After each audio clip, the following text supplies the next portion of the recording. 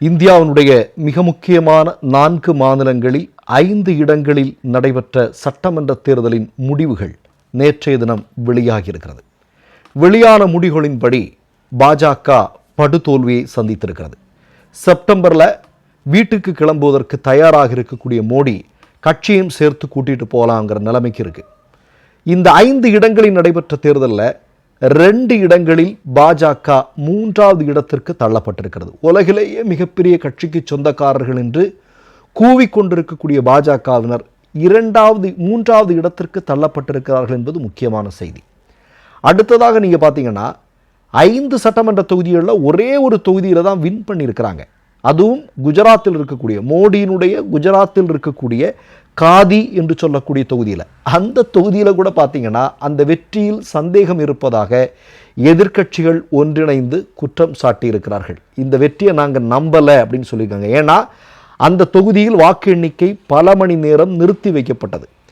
அவ்வப்போது என்ன பண்ணாங்க அப்படின்னா ஏதோ சிக்கல் இருக்குது அப்படிங்கிற மாதிரி சொல்லி நேரம் கடத்தி கொண்டிருந்தார்கள். இறுதியில் பாஜக வெற்றி பெற்றதாக சொல்லியிருக்கிறார்கள். அதனால் அந்த தொகுதியில் பாஜகவின் வெற்றியின் மீது எங்களுக்கு மிகப்பெரிய சந்தேகம் இருக்கிறது என்று சொல்லியிருக்கிறார். குறிப்பாக இந்தியா முழுவதுமே பாஜகவினுடைய வெற்றிக்கு பின்னால் மிகப்பெரிய சந்தேகங்கள் மக்களுக்கு இருக்கிறது. குஜராத்தில் சொல்லவா வேணும்?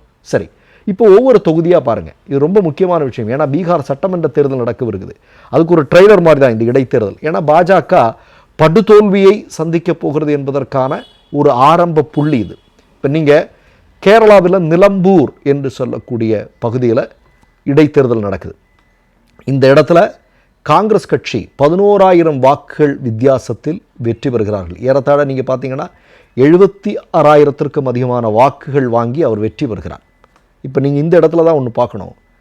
இந்த தொகுதியில் பாஜகவினுடைய வேட்பாளர் வாங்கியிருக்கக்கூடிய வாக்குகள் 6,000 சொச்சம் டெபாசிட் இழந்திருக்கிறார்கள்.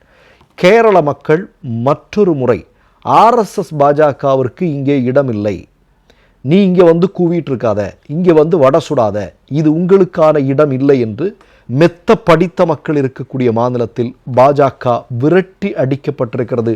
டெபாசிட் வாங்காமல் அவங்க துரத்தி இருக்கிறாங்க அப்படிங்கிறதா நிலம்பூரில் இருந்து வந்திருக்கக்கூடிய ரிசல்ட் அப்படிங்கிறது.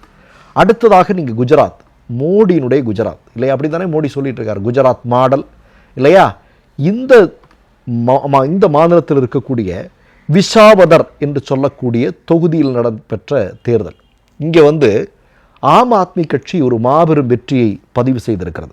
நீங்கள் பார்த்தீங்கன்னா இதே விஷாவதர் தொகுதியில் ஆம் ஆத்மி கட்சியினுடைய வேட்பாளர் வந்து நீங்கள் பார்த்தீங்கன்னா பூபத் பயான்